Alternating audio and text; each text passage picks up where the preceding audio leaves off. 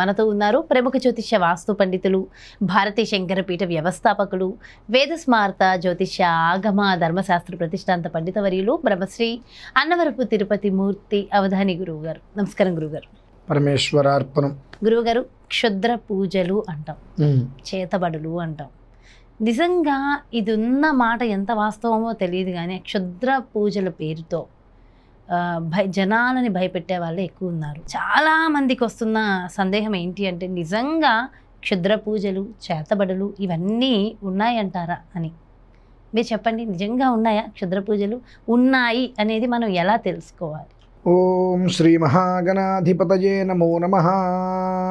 ఖడ్గం చక్రగదేషు చాపపరిఘాన్ శూలం భుషుండీం శిరః శంఖం సందధతీం కరైస్త్రినయనాం సర్వాంగభూషావృతాం నీలాస్మత్యుతిమాస్య పాదదశకాం సేవే మహాకాళికాం యామస్తౌ స్వపితే హరో కమలజో హంతుం మధుం కైటభం. ఓం శ్రీ మహాగణాధిపతయే నమో నమః. భారతీయ శంకరపీఠం భక్తులకు, సుమన్ ఛానల్ టీవీ ప్రేక్షకులకు శుభాభివందనాలు, శుభాశీస్సులు. క్షుద్ర ప్రయోగం అనేటువంటిది ఉన్నాయా లేవా అంటే, భూమి మీద దైవశక్తి ఎంత నిజమో క్షుద్రశక్తి అంతే నిజం. దైవం దయ్యం, శివం శవం, రుద్రం భద్రం, మంచి చెడు, నిజం అబద్ధం, జ్ఞానం అజ్ఞానం, ఇవి ఎలా అయితే ఉంటాయో ఒకదానికొకటి తోడు, అలానే న్యాయం అన్యాయం, ఇట్లా అంటే మంచి చెడు, మంచి ఉన్న చోటు చెడు అన్నట్టు ఖచ్చితంగా ఉండి తీరుతుందమ్మా. మంచి 10 మందికి మంచి చేసే ప్రయత్నం చేస్తే, చెడు చేసే వాళ్ళు 100 మందికి ప్రయత్నం చేస్తారు చెడు చేయాలని. చెడు చేయటానికి ప్రత్యేకమైన రీజన్ ఏమి అక్కర్లేదమ్మా. మనం చెప్పిన మాట వినకపోతే చాలు, వాడి మీద మన కోపం. చేతికి మట్టి అంటుకోకుండా చేసే నీచాతి నీచమైన పని. తినేది అన్నం అయితే కనుక అలా పని చేయరు, తినేది అన్నం కాదు కాబట్టి వాళ్ళు అవే పని చేస్తూ ఉంటారు. అందులో ఎలాంటి సందేహము లేదు. దైవశక్తితో పాటు సమానంగానే క్షుద్రశక్తి కూడా పెంపొందిస్తున్నారు, ఉంది. దాన్ని విపరీతంగానే పెంపొందిస్తున్నారు, అందులో సందేహం లేదు. మనం దైవశక్తిని ఎలా పెంపొందిస్తున్నామో అవతలి వ్యక్తులు కూడా క్షుద్రశక్తిని పెంపొందిస్తూనే ఉన్నారు. విచిత్రం ఏంటంటే, మనకు గణపతి నవరాత్రులు, దేవీ నవరాత్రులు, వారాహి నవరాత్రులు, వసంత నవరాత్రులు ఎలా అయితే ఉన్నాయి, వాటికి కూడా పేర్లు ఉన్నాయమ్మా. పంచగిరి ప్రయోగ, శల్యతంత్రాది ప్రయోగ, భగలాది ప్రయోగ, సూరి ప్రయోగ, వార్తాలి ప్రయోగ, వారాహి ప్రయోగ, నవప్రయోగ, శతప్రయోగ, బుద్ధిమాంద్యాది ప్రయోగ, మహామారి ప్రయోగ, వివిధ ఆభిచారిక ప్రయోగ, వృశ్చిక తంత్ర, సర్పతంత్ర, శరభతంత్ర, నారికేల తంత్ర, నానావిధ అన్నపాన భక్ష్య భోజన మిశ్రిత విషాది ప్రయోగములు. అంటే ఏమిటంటే, ఇందులో ఉంది అందులో లేదు అనేటువంటిది లేదమ్మా. వాళ్ళు ఎలా కావాలంటే ఇలా తినేటువంటి పదార్థంలో, అన్నంలో కావచ్చు, స్వీట్లో కావచ్చు, లేదంటే తాగేటువంటి ద్రవ పదార్థాల్లో కావచ్చు, ఎక్కడైనా సరే ఏ విధానాన్ని అనుసరించి మనం సగం తాగి సగం మంచిని వదిలిపెట్టామంటే వాటితో కూడా మన మీద ప్రయోగం చేస్తారమ్మా. అయ్యా బాబోయ్. చాలామందికి ఏమిటి అంటే, మన వెంట్రుకలు ఉంటేనే, మన గోరులు ఉంటేనే, మన రక్తం ఉంటేనే ప్రయోగాలు చేస్తారు అనేటువంటి పూర్వం నుంచి వస్తున్న మాట. అవును, వేసుకున్న క్లాత్స్ తోనో వాటితో అవసరం లేదమ్మా. అసలు నిజంగా చేయొచ్చా గురువుగారు? ఉన్నారమ్మా, ఉన్నారు, చేయొచ్చు. చేసిందో చేయొచ్చు కదమ్మా, చేస్తున్నారమ్మా. ఎంతమంది అటు వాళ్ళు చేసేటువంటి విధానాలకి మానసిక శారీరక ఆవేదనలు అనుభవిస్తున్నారో మీకు నాకు తెలియకపోవచ్చు, వినే వాళ్ళకి తెలియకపోవచ్చు, అర్థం కాకపోవచ్చు. ఆ అనుభవించే వాళ్ళకి తెలుస్తుందమ్మా బాధ. ఏదైనప్పటికీ కూడా చెప్పడం నాకు తేలిక, అడగడం మీకు తేలిక, వినడం వాళ్ళకి తేలిక. కానీ అనుభవించే వాళ్ళు ఉంటారు కదమ్మా, 4వ వ్యక్తి, వాళ్ళకు ఉంటుందమ్మా కష్టం, ఆ బాధ, నరకం. ఎలా ఉంటుందంటే, ఇంట్లోంచి బయటికి వెళ్తే ఇంట్లోకి వచ్చేంత వరకు నమ్మకాలు తక్కువ. ఉద్యోగం కోసం వెళ్తే ప్రతి చోట నో వేకెన్సీ. తిరిగి తిరిగి తిరిగి కాళ్ళు నరిగిపోతాయి. ఒక రకంగా చెప్పాలంటే, చక్కగా దిట్టంగా ఉన్న మనిషి, మంచి బలంగా ఉన్నటువంటి మనిషి, అకారణంగా కారణం ఏమిటో తెలియదు సన్నగా అయిపోతారమ్మా. పేలలాగదంటే 70-80 కిలోల వ్యక్తి కూడా తెలియకుండా సన్నగా మనిషి పాడైపోతాడు. హాస్పిటల్కి తిరిగితే నిజంగా ఇది నేను చెప్పేటువంటి మాటలు కనుక ఎవరికైనా ఈయనేదో భయపెట్టేస్తున్నాడన్న ఆలోచన, దరిద్రమైన ఆలోచన చేయకండి. వాస్తవికతని తెలుసుకొని మనల్ని మనం బాగు చేసుకునే ప్రయత్నం చేసుకోవడానికి అవకాశం ఉంటుందని కాబట్టి చెప్తున్నాను.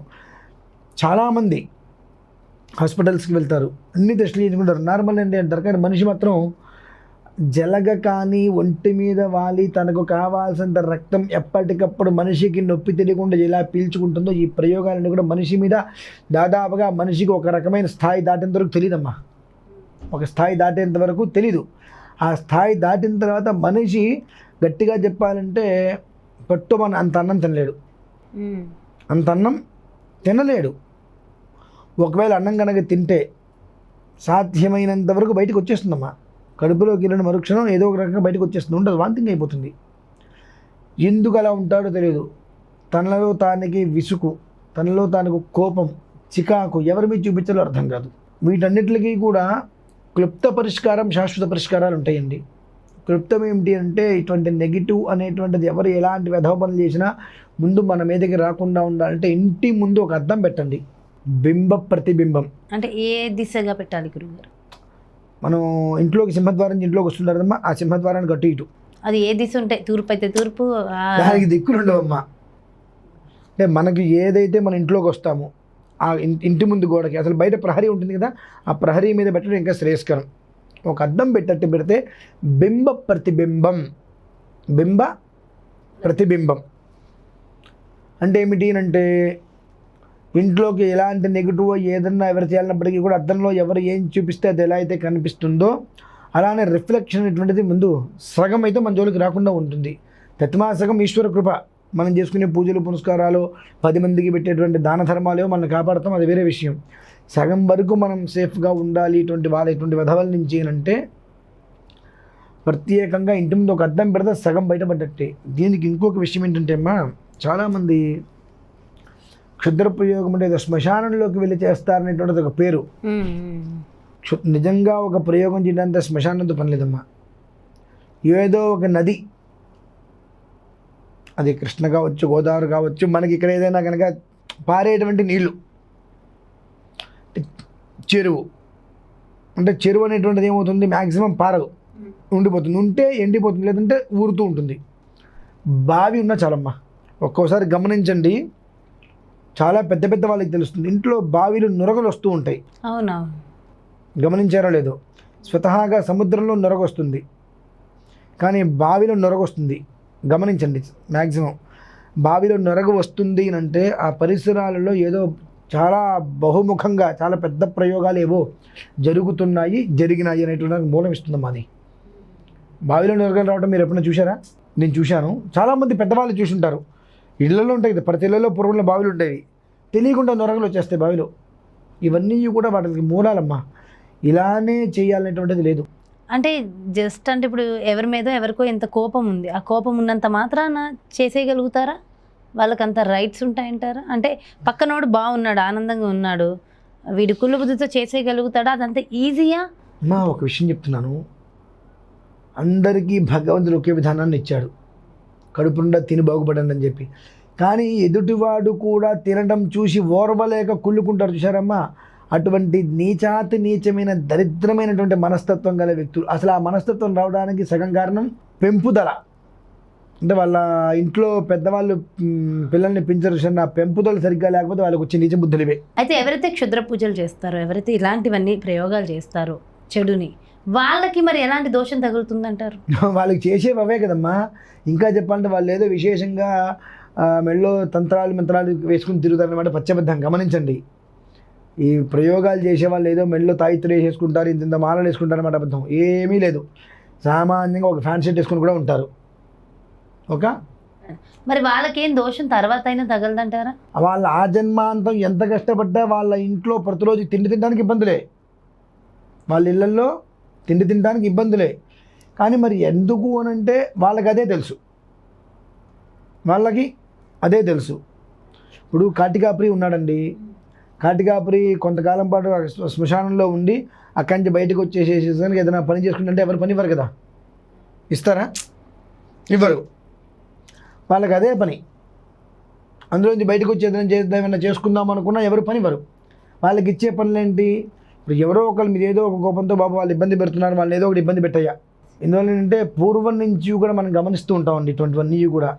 ఇంటికి ఎవరన్నా వచ్చి వెళ్తున్నారంటే ఎందుకు, వాస్తవం చెప్తున్నానమ్మా, నా ఇంటి ముందు మామిడి చెట్టు ఉంది.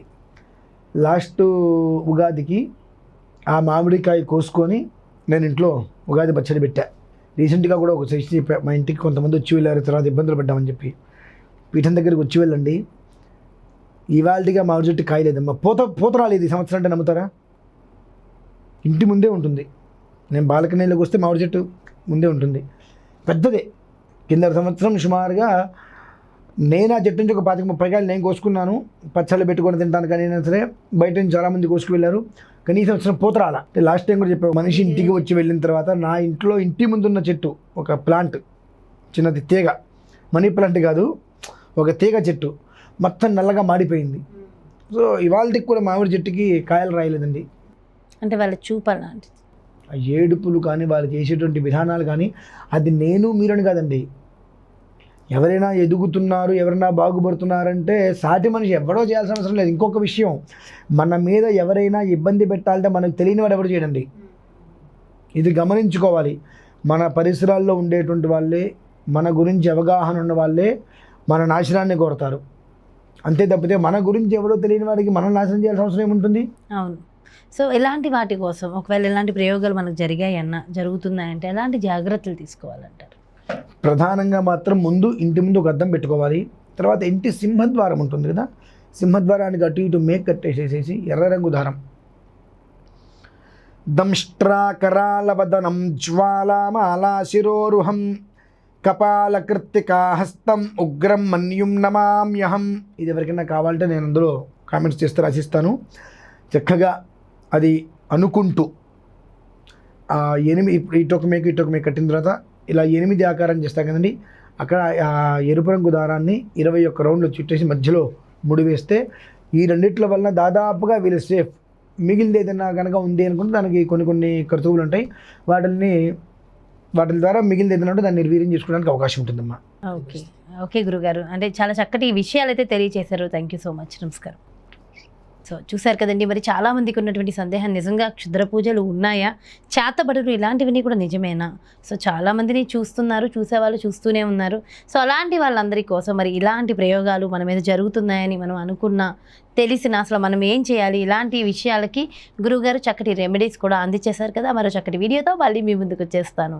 అదేవిధంగా మీ యొక్క జాతక సమస్యలకి కానీ, ఇంటి వ్యాపార వాస్తుకి సంబంధించి కానీ, లేదంటే గురువుగారు నిర్వహించేటటువంటి ప్రత్యేకమైన పూజలు హోమాలలో మీరు కూడా పాల్గొనాలి అనుకుంటే కింద స్క్రోల్ అవుతున్న నెంబర్స్కి కాంటాక్ట్ అయితే వారికి సంబంధించి పూర్తి డీటెయిల్స్ తెలియజేస్తారు. నమస్కారం.